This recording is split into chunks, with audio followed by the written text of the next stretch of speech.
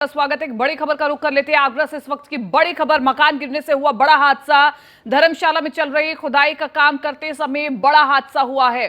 कार्य के चलते कई मकान गिरे हैं। आगरा सिटी स्टेशन रोड स्थित धर्मशाला में हुआ भीषण हादसा। हादसे में कई लोगों के दबने की खबर बताई जा रही है। पुलिस भारी संख्या में मौके पर मौजूद है। लगातार रेस्क्यू का काम जारी है। सीएम योगी ने हादसे का संज्ञान दिया है। तस्वीरें आपको दिखा रहे हैं। कार्य के चलते कई मकान गिरे हैं। एक के बाद एक कई मकान गिरे।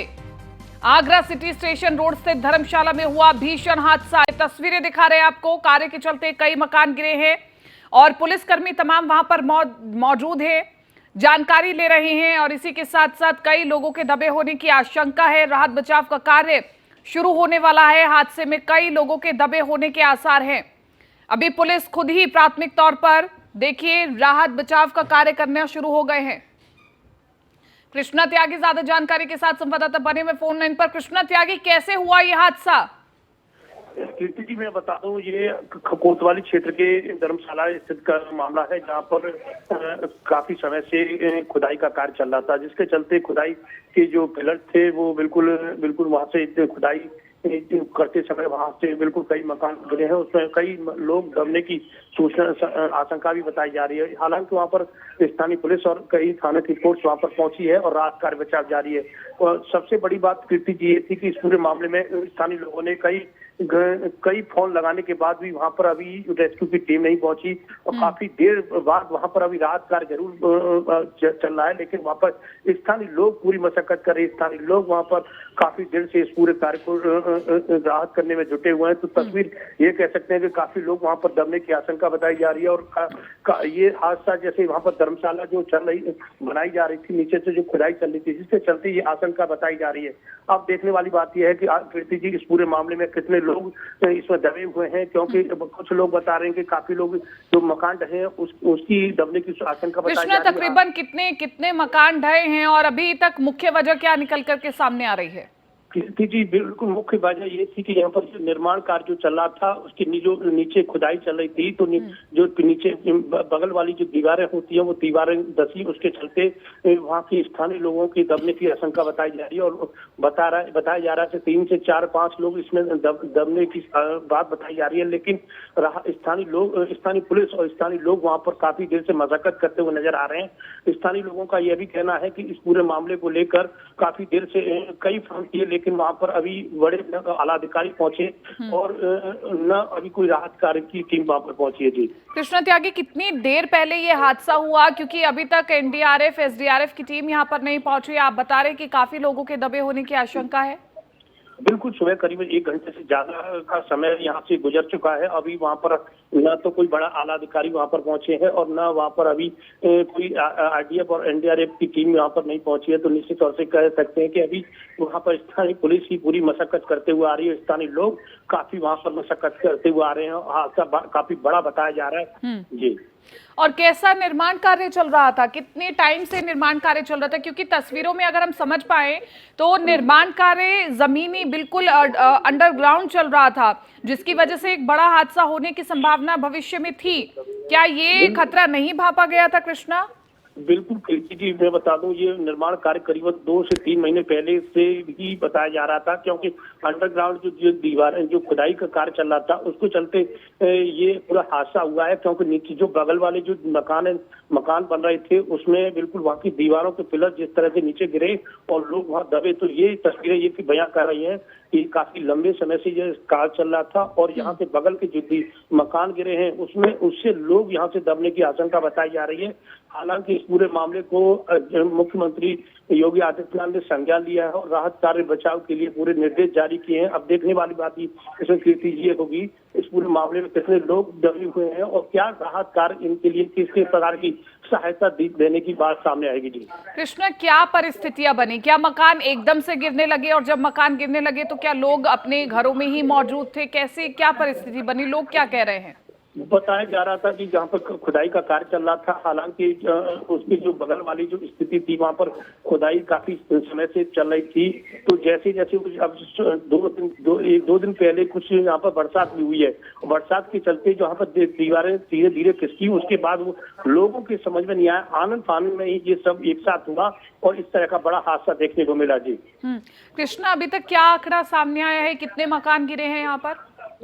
बताया जा रहा है यहाँ से 2 या 3 जैसे मकान यहाँ पर स्थिति बताई जा रही है। 2 या 3 मकान ऐसे हैं जिनकी दीवारें पिलर गिरे हैं। एक मकान के कुछ लोग यहाँ पर बताए जा रहे हैं, कुछ यहाँ पर 1-2 ऐसे लोग भी थे जो यहाँ पर खुदाई करने वाले। तो यहाँ की जो संख्या बताई जा रही है, 4 से 5 लोग यहाँ पे दबने की आशंका बताई जा रही है। और यहाँ पर जो मकान की संख्या जो बताई जा रही है, 2-3 मकान बताए जा रहे हैं जिनकी दीवारें बिल्कुल इस तरह से धंसी हैं। और बचाव यहाँ स्थानीय लोग और स्थानीय पुलिस वहाँ के राहत कार्य में जुटी हुई है। और ये ये देखने वाली बात होगी इस पूरे मामले में किस प्रकार की आगे की लोग होंगे, आगे की स्थिति क्या होगी उन लोगों की स्थिति, क्योंकि हालांकि वहाँ पर काफी मशक्कत के बाद वहाँ एम्बुलेंस की गाड़ी पहुंची है और राहत कार्य बचाव जारी कर दिया है। जी कृष्णा, इसी के साथ साथ अगर आप वहां उस एरिया में गए हैं तो आप जरा उस एरिया को समझाइए पहले कि कहां पर कैसे निर्माण कार्य चल रहा था, जो मकान ढहे हैं वो पीछे से ढहे हैं या फिर आगे की तरफ ढहे हैं, ये इस पूरे वहां पर मैप को अगर आप समझा पाए। बिल्कुल कीर्ति जी, ये पूरा एक ऐसा एरिया यहाँ कंजेस्टेड एरिया है। यहाँ से दिन की बात करें तो यहाँ से गाड़ियों का निकलना और इस तरह के कार्य करना बहुत ही असंभव है। कि अधिकतर यहाँ के जो मकान बनाए जाते हैं रात के अंधेरे में बनाए जाते हैं, रात के अंधेरे में इस तरह के कार्य होते हैं क्योंकि बहुत ही कंजेस्टेड एरिया है, वहां से लोग पैदल निकलने की असंभावना रहती है। ऐसा एरिया है यहाँ पर और जिस तरह से जो कार्य देखे जाते हैं तो निश्चित तौर से कह सकते हैं कि रात के अंधेरे में भी कार्य चला है, उसके चलते इस तरह की ये रहा है। क्योंकि रात के अंधेरे में लोग सोते हैं, उन लोगों को पता नहीं होता कि खुदाई कैसे चल रही है और कार्य किस प्रकार का चल रहा है। तो इस तरह सुबह जो जगह तो इस तरह का हादसा सामने आया और वहाँ की जो स्थिति है, क्योंकि बिल्कुल कंजेस्टेड एरिया की बात करें तो बहुत ही कंजेस्टेड एरिया है और बिना मानचित्र के कार्य होते हैं, बिना उसमें मानकों के कार्य होते हैं। यही कारण है कि इस तरह के बड़े हादसे देखने को मिला है। जी क्योंकि अगर बिना मानकों के यहाँ पर कार्य चल रहा था, निर्माण कार्य चल रहा था कृष्णा, तो लाजमी सी बात है जो लोग वहां पर स्थानीय लोग रह रहे थे उनको समझ आ रहा होगा कि जो निर्माण कार्य चल रहा है वो गलत चल रहा है, इससे हमें खतरा है। तो क्या किसी ने इसको लेकर के आवाज उठाई थी, किसी ने इसको लेकर के शिकायत की या नहीं? बिल्कुल कीर्ति जी, इस क्षेत्र में जितने भी अधिकतर जो मकान बनते हैं और रात के अंधेरे बनते हैं, कई लोग शिकायत करने वाले लोगों की संख्या कम रहती है, जिसके चलते वहां पर केवल खाना पूर्ति की जाती है, केवल नोटिस का खेला जाता है। एरिया के कर्मचारी जो रहते हैं और उन्हें बिल्कुल मानकों के आधार पर वहां पर कार्य नहीं करते। कई बिल्डिंग ऐसी हैं अभी भी जो वर्तमान की स्थिति की बात करें या इसकी बात करें, अभी दर्जनों मकान ऐसे हैं जो रात के अंधेरे में बनते हैं। शिकायत भी होती है लेकिन वहां पर खाना पूर्ति की जाती है। जब मामला बड़ा तूल पकड़ता है तो हालांकि उस पर कार्रवाई जरूर होती है, लेकिन कई बार इस प्रकार जो हादसे हैं ये उनकी अज्ञानता और ये कह सकते हैं उनके बिना मानकों के और उनकी बिल्कुल छोटे से चंद लालच के चक्कर में इस तरह के मामले देखने को पड़ते हैं। जी कृष्णा, अभी क्योंकि पुलिस अधिकारी तो यहाँ पर दिखाई दिए, डीएम या फिर कोई पहुंचा यहाँ पर?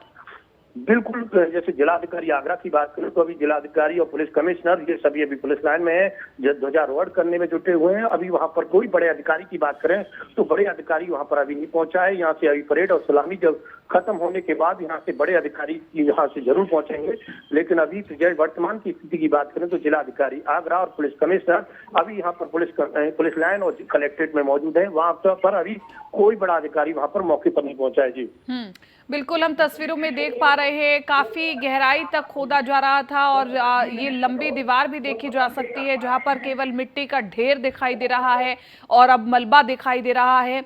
लेकिन अब डाटा बाद में बताया जाएगा कि कितने मकान गिरे हैं, कितने लोग इसमें प्रभावित हुए हैं और अभी तक टीम नहीं पहुंची है। ये भी बहुत हैरानी की बात है। लगातार हम देख पा रहे हैं कि पुलिस अधिकारी है वो फोन करने की कोशिश कर रहे हैं ताकि यहाँ पर टीम पहुंचे और राहत बचाव का कार्य शुरू हो।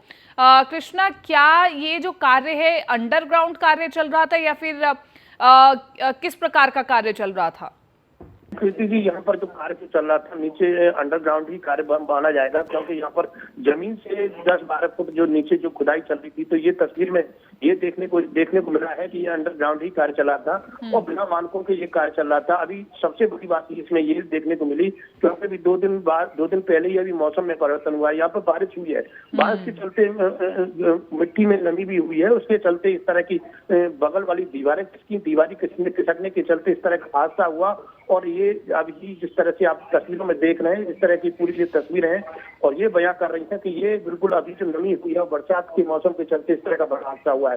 हालांकि पूरे मामले में कृति ये देखना चाहिए था क्योंकि खुदाई करने वाले कर्मचारी भी इतने बिल्कुल पढ़े लिखे नहीं होते हैं, जिसके चलते उन्हें ये जानकारी नहीं होती है कि कहाँ से कैसे खुदाई करें और आगे नुकसान क्या होने की संभावना है। हालांकि उन्होंने खुदाई जरूर की, उसके बाद कृष्णा ये जरूर बताए कि निर्माण कार्य किसकी ओर से चल रहा था, क्योंकि अगर किसी प्राइवेट कंपनी की ओर से चल रहा होगा तो परमिशन जरूर ली होगी, लेकिन अगर कोई सरकारी कार्य चल रहा होगा तो उन्हें भी परिस्थितियां पता होंगी कि यहाँ पर मकान जो है वो कच्चे हैं। बिल्कुल नहीं, यहाँ पर कंपनी की तरफ से तो नहीं कह सकते हैं, यहाँ पर एडीए की तरफ से, यहाँ पर ये पूरे एडीए की जमीन होती है, एडीए की परमिशन के माध्यम से ये कार्य होते हैं। लेकिन सबसे बड़ी बात कीर्ति जी ये है कि यहाँ पर जो एडीए परमिशन के बिना विपरीत के कार्य, यहाँ कोतवाली हुआ, जहाँ आपका ये थाना छत्ता हुआ, अन्य तमाम शहर में ऐसी जगह है जहाँ पर एडीए के माध्यम से कार्य चलते हैं और ये भी कार्य एडीए की परमिशन के बिना विपरीत बताया जा सकता है। क्योंकि ये देखने वाली बात होगी कि इसमें एडीए की जमीन जरूर है, लेकिन अधिकतर जो जमीनें हैं वो एडीए बिना नक्शे के पास होती हैं और उसके बिना एडीए के विपरीत कार्य होते हैं। तो निश्चित तौर से कह सकते हैं कि एडीए के विपरीत की कार्य यहाँ पर देखा जा रहा है और इसके बाद ये देखने की वाली बात होगी कि एडीए से किस प्रकार की परमिशन ली गई और किस प्रकार यहाँ पर कार्य किए गए, ये सबसे बड़ी बात, हैरानी वाली बात होगी। ठीक है कृष्णा, शुक्रिया तमाम इस जानकारी के लिए। कुछ भी बड़ी अपडेट आए हम तक जरूर पहुंचाइएगा। लगातार हम दर्शकों को तस्वीर दिखा रहे हैं और आगरा में मकान गिरने से बड़ा हादसा हुआ है, एक के बाद एक कई मकान गिरे हैं। जैसा कि हमारे सहयोगी बता रहे कि प्राथमिक तौर पर देखें तो अभी तक जानकारी यही मिल पा रही है कि कम से कम 3 से 4 घर जमींदोज हुए हैं और मलबा दिखाई दे रहा होगा आपको। लेकिन बड़ी यहाँ पर संकट का विषय ये है कि कुछ लोग दबे हुए हैं मलबे के अंदर, अगर उन्हें वक्त रहते नहीं निकाला गया तो बड़ा हादसा हो सकता है। पुलिस देखिए खुद जुट गई है राहत बचाव कार्य में, लगातार टीम्स को भी फोन किया जा रहा है, एसडीआरएफ एनडीआरएफ टीम को बुलाया जाएगा, मलबा यहाँ पर साफ किया जाएगा ताकि ये पता चल पाए कि मलबे के अंदर कोई लोग तो नहीं हैं। और सीएम योगी ने हादसे का संज्ञान ले लिया है और मुख्यमंत्री योगी आदित्यनाथ ने निर्देश भी दिए हैं कि तुरंत यहाँ पर देखा जाए कि कैसे पूरा हादसा हुआ है। 4 मकान गिरे हैं। अभी तक यही बताया जा रहा है कि धर्मशाला रोड पर ये निर्माण कार्य चल रहा था और निर्माण कार्य की वजह से खुदाई का काम चल रहा था और इस वजह से ही मकान जमींदोज हुए हैं। कार्य के चलते कई मकान गिरे हैं।